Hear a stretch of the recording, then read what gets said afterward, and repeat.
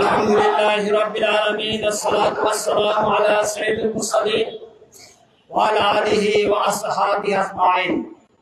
আজকের এই বিশাল বিক্ষোভ সমাবেশের সংগ্রামী সভাপতি নন্দিত জননেতা জনাব নুরুল ইসলাম বুলবুল, বাংলাদেশ জামায়াত ইসলামীর সংগ্রামী কেন্দ্রীয় সেক্রেটারি জেনারেল, সাবেক এমপি, গণমানুষের প্রিয় নেতা অধ্যাপক মিয়া গোলাম পরোয়ার সহ কেন্দ্রীয় নেতৃবৃন্দ, সংগ্রামী জনতা, আপনারা জানেন গতকাল গোপালগঞ্জে বাংলাদেশকে যারা স্বৈরাচারের কবল থেকে উদ্ধার করেছে সেই বিপ্লবী নায়কদের উপর হামলা করা হয়েছে।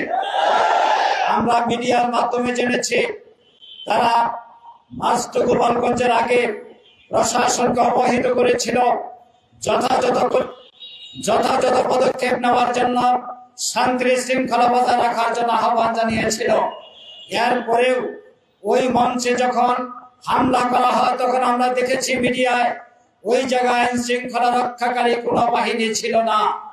তারা গিয়েছেন হামলা করার পর বাংলাদেশের মানুষ জানতে চায় যে রাজনৈতিক দলের সভা সমাবেশ যেটা পালন করা তাদের মৌলিক অধিকার, সেই অধিকার পালনে যারা বাধাগ্রস্ত করলো সেখানে সরকার নীরব ভূমিকা পালন করলো কেন? আমরা আরো বলতে চাই, গোপালগঞ্জ বাংলাদেশ থেকে বিচ্ছিন্ন কোনো দেশ নয়।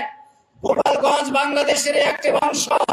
সেখানে সন্ত্রাস করা হবে, নৈরাজ্য করা হবে, ফ্যাসিবাদ মুক্ত বাংলাদেশ তৈরি করার ক্ষেত্রে অগ্রণী ভূমিকা পালনকারীদের উপর হামলা করা হবে। আর বাংলাদেশের 18 কোটি মানুষ চোখ করে বসে থাকবে, তা কোনোদিন হতে পারে না। হামলাকারীদের বিরুদ্ধে যদি আইনানুগ ব্যবস্থা নেওয়া হয় 18 কোটি মানুষ গোপালগঞ্জে মার্চ করতে বাধ্য হবে। কোন স্বৈরাচারের দূষণ তাদের প্রেতাত্মাদের হাতে বাংলাদেশকে ছেড়ে দেওয়া হবে না। সবাইকে ধন্যবাদ। আসসালামু আলাইকুম।